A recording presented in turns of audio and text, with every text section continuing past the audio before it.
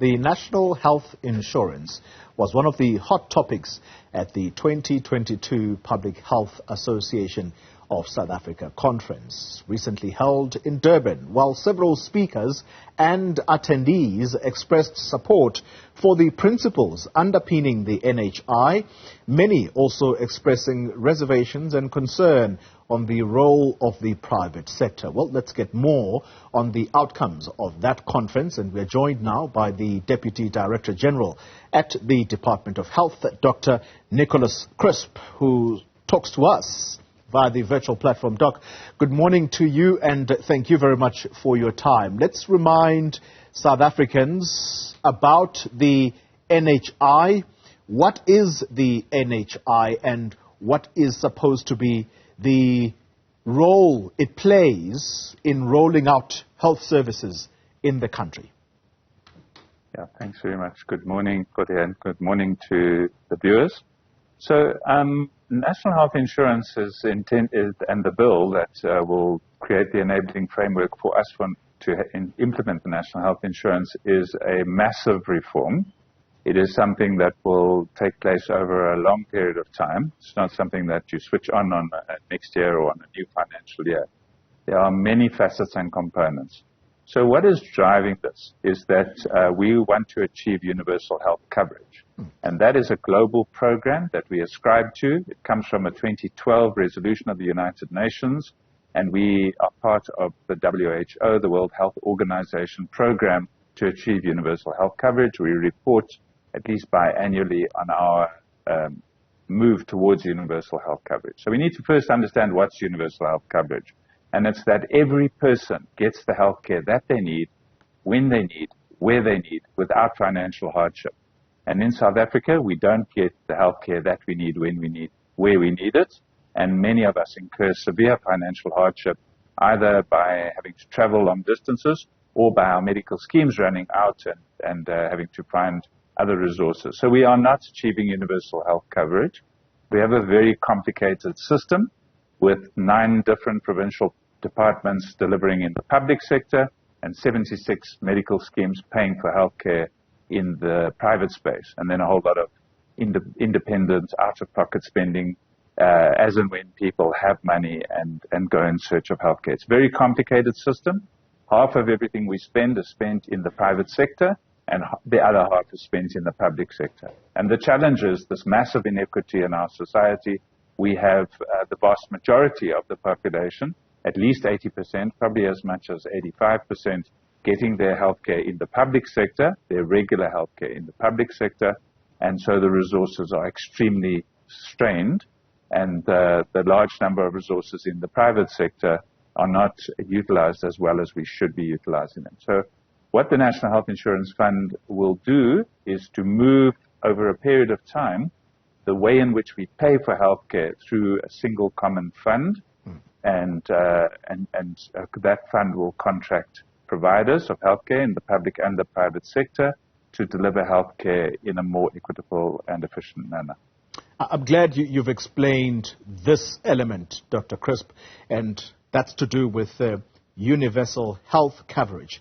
And simply what it means is that whether or not you have money, you have a right to access health facilities.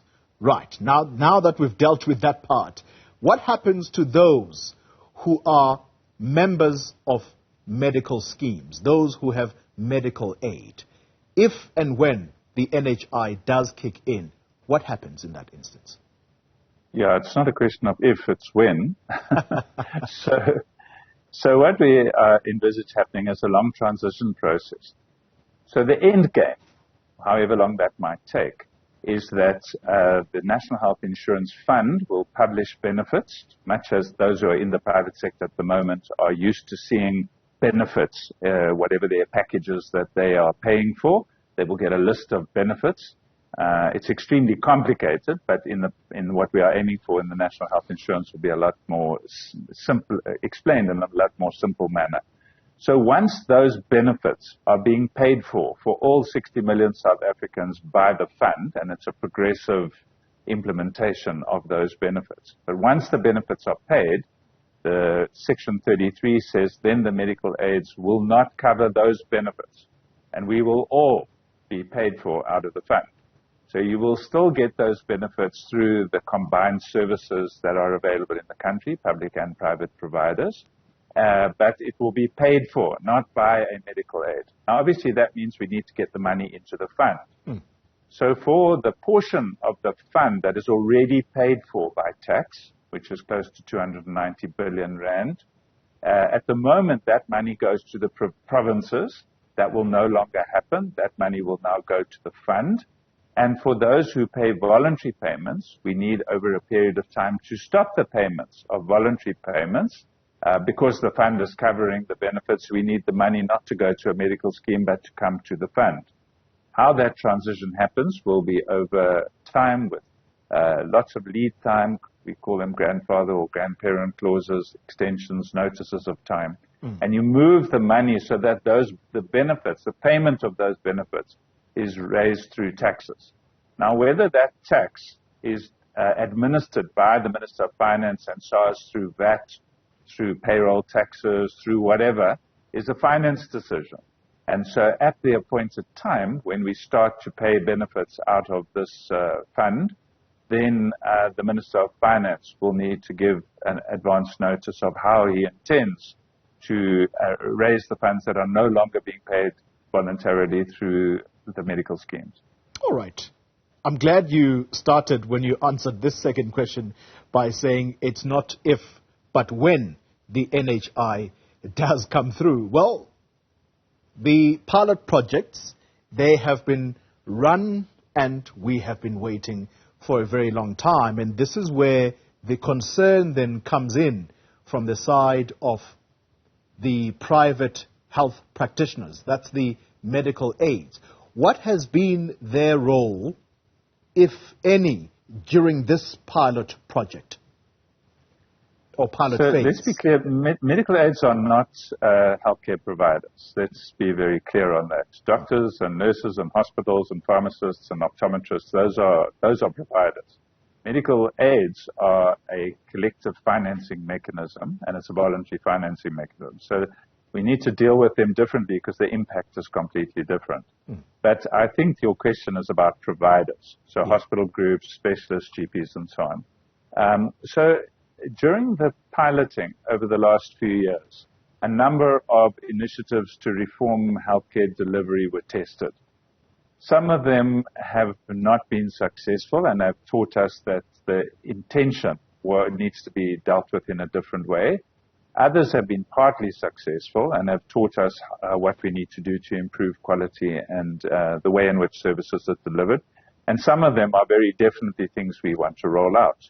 Now, the investment in those pilots, as they were called during that time, came in addition to the public health budget, and were largely attempts to test things, to engage primary health care providers in what are called ward-based outreach teams, specialist care, to supervise the what we call clinical governance of the ward-based outreach teams, what they call GP contracting, are now called health provider contracting, and so forth. So there were many things that were tested, and the reports are in the public domain. We've reported to Parliament, and there have been a number of assessments of the successes and failures of facets of those pilot projects.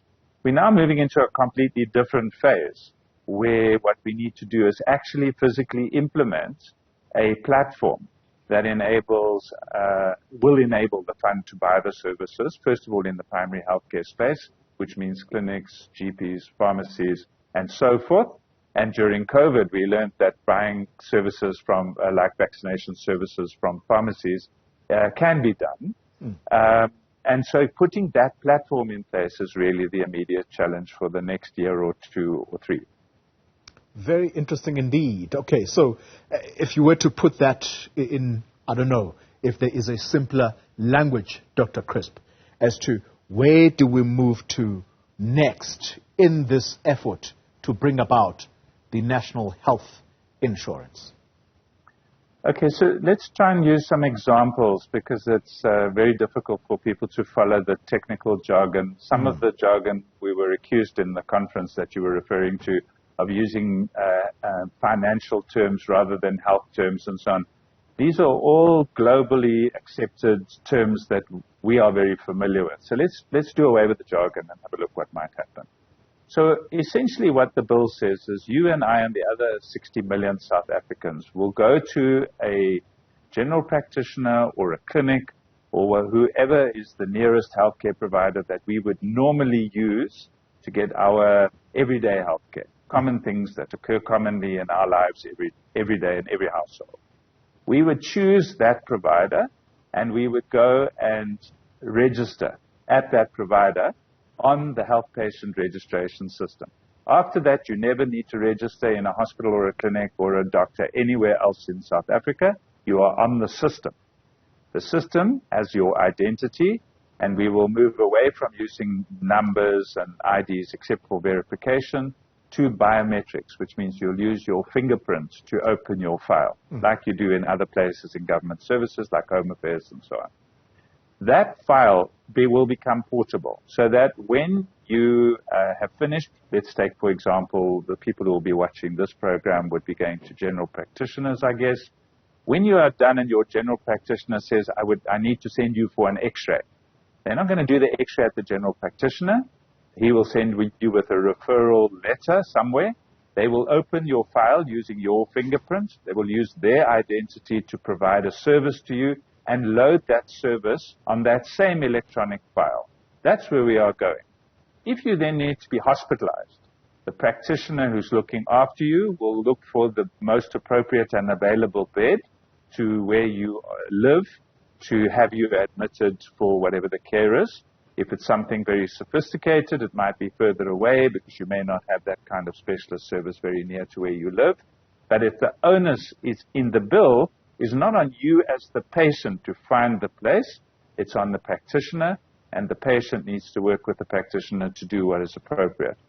All the data that is collected in that system needs to be interoperable, which means we don't have to give everybody to work on exactly the same IT system, but their system must be able to feed the data into the national database so that when your record pitches up at another place when you're on holiday or you're transferred or you move, then at least your records are readily available for you, and also so that those practitioners can get paid.